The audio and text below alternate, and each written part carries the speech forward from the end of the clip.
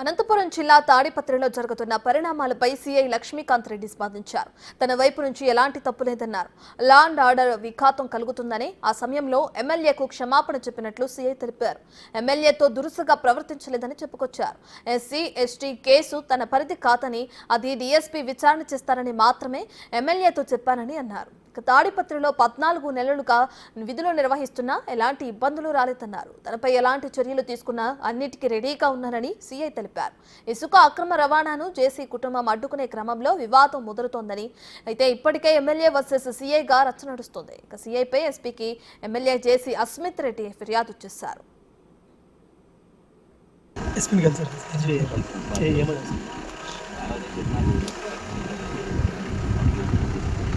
మన డిస్ప్లే అట్లా తీసుకుంటామని మీకు చాయిస్ ఇచ్చేసారు కదా. ఎంతసేపు వెళ్ళిపోతారా? లేదు, ఆయన అసెంబ్లీ ఎంత అని చెప్పారా? మళ్ళీ ఆయన అసెంబ్లీ మేము ఉండమని చెప్పారా? ఇంటి దగ్గర సీసీ కెమెరాలు పగల కొట్టారన్నారు, నిజమేనా సార్? వాస్తవం అక్కడ విల్లాస్కి ఎంట్రన్స్ నిజమే సార్? బయట పగిలిపోయినాయి. నేనైతే ఇంటి దగ్గర ఉన్నాను.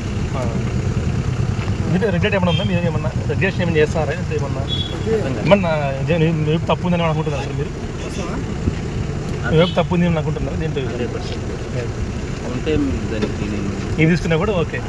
Good morning sir. అంటే పర్టికులర్ సారీ చెప్పాల్సిన పరిస్థితి వచ్చింది కదా, నేను దానికంటే లా అండ్ ఆర్డర్ ఇష్యూ అవుతుంది సార్. సారీ చెప్తే వెళ్ళిపోతామన్నారు. సో పబ్లిక్ పాయింట్ ఆఫ్ వ్యూలో చెప్పేసి 5 అవర్స్ నుంచి వెయిట్ చేస్తాం. ఇక్కడ ఎన్నాళ్ళు డ్యూటీ పెట్టి మీరు ఎక్కడ తర్వాత ఎన్ని రోజులు వచ్చి డ్యూటీ చేస్తున్నారు? 14 లేదు. ఎలక్షన్స్ కూడా చిన్న ఇష్యూ లేదు. నాది ఉన్నట్టు ముఖ్యంగా వెళ్తా. ఈ పర్టికులర్ ఇన్సిడెంట్లో ఏం జరిగింది సార్? అంటే కేసు దురుసుగా మీరు ప్రవర్తించారా లేదంటే? ఎస్టీ కేసు ఇచ్చారు సార్, ఎంక్వైరీ చేస్తున్నారు. ఎస్ఎస్టీ కేసులో డిఎస్పీ అవుతుంది. సార్కి అసిస్ట్ చేయడం మీకు సంబంధం లేదు. అది సంబంధం కాదు, సార్ అసిస్ట్ చేస్తారు. కానీ మీరు కాంప్రమైజ్ కమ్మన్నారని చెప్పి నన్ను అలిగేషన్ చేస్తారు. నాకు ఇచ్చిన అధికారంలో మీకు కాంప్రమైజ్ కమ్మన్నారు. Thank you.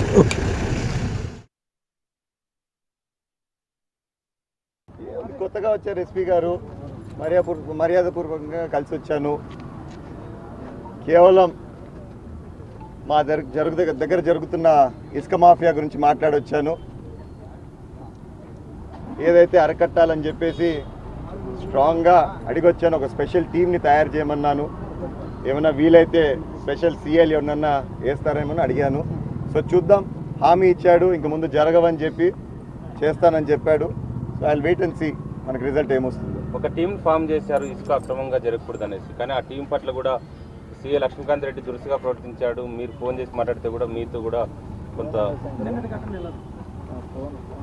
ఘటన అంటే ఇప్పుడు ఒక నెల రోజు నుంచి లెటర్లు రాస్తా వస్తున్నాం, అరికట్టండి అని చెప్పి, కానీ ఎవరు స్పందించట్లేదు. సో నాకు తెలియకుండా కూడా నా దగ్గరున్న పిల్లోళ్ళే స్వతహాగా వాళ్ళందుకు వాళ్ళే డీజిల్కి డబ్బులు పెట్టుకొని పోయి లారీలు పట్టుకొని వచ్చి రండి సార్ కేసులు బుక్ చేయండి అని చెప్తే కూడా ఈ లక్ష్మీకాంత్ రెడ్డి ఒకటే అంటాడు, రాజీ కమ్మంటాడు. నువ్వు రాజీ అవుతావా లేకపోతే రోజు నిన్ను జైల్లో పెట్టి నేను రోజు పిలిపించాలని స్టేషన్కి అని అడుగుతాడు. మరి అట్లాంటప్పుడు నేను పోయేది అక్కడ స్టేషన్ దగ్గరికి ధర్మమా కాదా? మీరే చెప్పండి. అంటే వాళ్ళు చేసే పని కూడా మనం అప్పగిస్తే కూడా వాళ్ళు కంటిన్యూ చేయలేకోకుండా. సో అందుకు ఖచ్చితంగా నేను పోవాల్సి వచ్చింది. ఇంకా నేను పోకపోతే ఎవరికి నమ్మకం కుదురుతుంది? కార్యకర్తలకు కానీ సామాన్య ప్రజలకైనా కూడా వాళ్ళకి ఏమనిపిస్తుంది? అసలుకి వాళ్ళకే లేనప్పుడు నేను ఎందుకు వచ్చేది అడాన్ని ఉంటుంది. సో అందుకోసం ఖచ్చితంగా వాళ్ళ కోసం పోయాను. ఈ ఇసుక మాఫియా పైన మాత్రం పోరాటం ఆగదు, చేస్తూనే ఉంటాము. ప్రతిపక్షంలో ఉన్నప్పుడు కూడా దేనికి లెక్క చేయకుండా తిరిగి మా పైన కేసులు పెట్టించుకొని మరీ మేము ఆపిన రోజులు ఉన్నాయి. మరి అట్లాంటప్పుడు ఖచ్చితంగా మేము పక్షంలో ఉన్నాము. ఇసుక దందా అనేది జరగనీయము. నేను సంపాదించుకోలేకన్నా, ఇది నా ఇంటి కోసం చేయలేదు, ప్రజల కోసం పోరాడుతున్నా నేను ఇక్కడ. మీరే చెప్తున్నారు ఇప్పటికే నీళ్లు రావట్లేదు మాకు అని చెప్పేసి. మళ్ళీ ఇసుక తవ్వకాలు జరుగుతూ ఉంటే ఎక్కడ చూసినా డ్యాములు కట్టున్నారు పైన. ఎక్కడి నుంచి వస్తుంది మనకి ఇసుక? మరి ఈ నీళ్ళు అనేది భూగర్భ జలాలు ఉంటాయా మనకి? ఫ్యూచర్లో ఉండవు.